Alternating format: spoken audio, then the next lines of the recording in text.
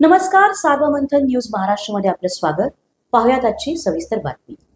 लोकशाही पद्धतीने लढा देत आहेत त्यांच्या समाजासाठी की त्यांना आरक्षण भेटावं म्हणून.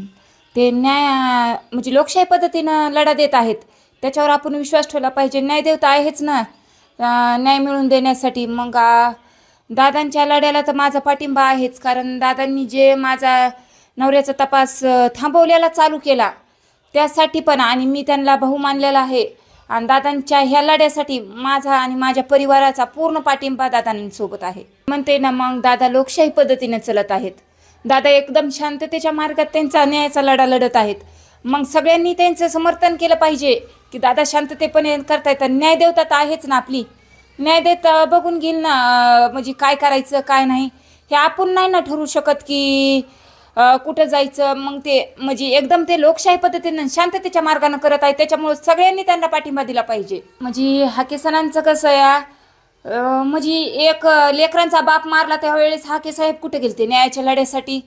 त्यावेळेस त्यांनी साधं म्हणले की आम्ही ह्याचं समर्थन सध्या करू शकत नाही या गोष्टीचं.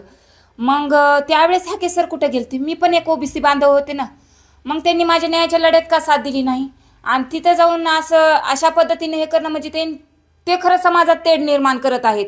आपण इतर समाज, आमच्या इथला समाज एकदम मिळून मिसळून राहत आहे, पण तिथं जाऊन धिंगाणा करणं, दोन्ही समाजात तेढ निर्माण करणं, दादा तसं करत नाहीत ना. दादा एकदम शांततेच्या मार्गात, ते कधी म्हणले नाहीत ना की ओबीसी बांधव असे मराठा बांधव असे. दादा शांततेच्या मार्गाने, मी एक ओबीसी असून माझ्या न्यायाच्या लढ्यात साथ दिली दादांनी.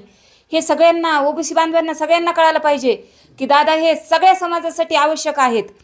दादा काही मराठ्यांसाठीच म्हणून नाही, मराठी समाजासाठीच नाही, दादा इतर समाजासाठी आवश्यक आहेत.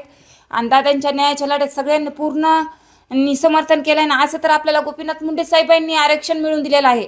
आपला गोपीनाथ मुंडे साहेबांवर विश्वास असला पाहिजे, न्यायदेवतेवर विश्वास असला पाहिजे. त्यांचा न्यायाचा लढा ते लढत आहेत ना, त्याच्यात आपण आपण सगळ्यांना समर्थन केलं पाहिजे की ते लोकशाही पद्धतीनं शांततेच्या मार्गाने करत आहेत. सार्वमंथन न्यूज महाराष्ट्राला लाईक करा, शेअर करा, सबस्क्राईब करा.